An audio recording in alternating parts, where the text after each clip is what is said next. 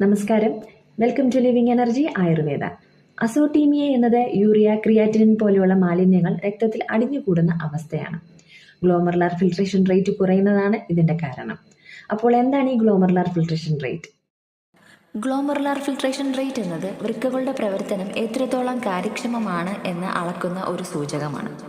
വൃക്കകളിലെ ചെറിയ ഫിൽറ്ററുകളായ ഗ്ലോമറുലൈ ഓരോ മിനിറ്റിലും എത്ര രക്തം ഫിൽട്ടർ ചെയ്യപ്പെടുന്നു എന്ന് ഇത് കണക്കാക്കുന്നു. രക്തത്തിൽ നിന്ന് മാലിന്യങ്ങളും അധിക വെള്ളവും നീക്കം ചെയ്യാനുള്ള വൃക്കകളുടെ കഴിവിനെയാണ് ഇത് പ്രതിനിധീകരിക്കുന്നത്. സാധാരണയായി ഒരു ലളിതമായ രക്തപരിശോധനയിലൂടെയാണ് ഇത് മനസ്സിലാക്കുന്നത്. അതുകൊണ്ടാണ് അസോട്ടീമിയ എന്ന അവസ്ഥയിലേക്ക് എത്തുന്നത്.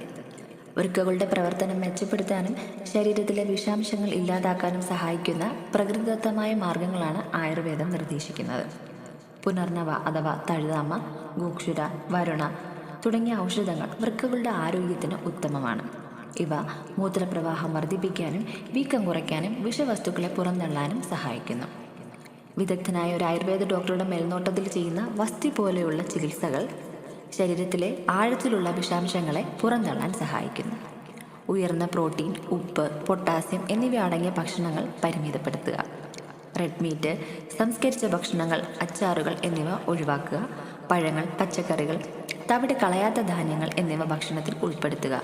ബാർലി വാട്ടർ, മല്ലിയിലയിട്ട് തിളപ്പിച്ച വെള്ളം എന്നിവ കുടിക്കുന്നത് വൃക്കകളുടെ പ്രവർത്തനം മെച്ചപ്പെടുത്തും.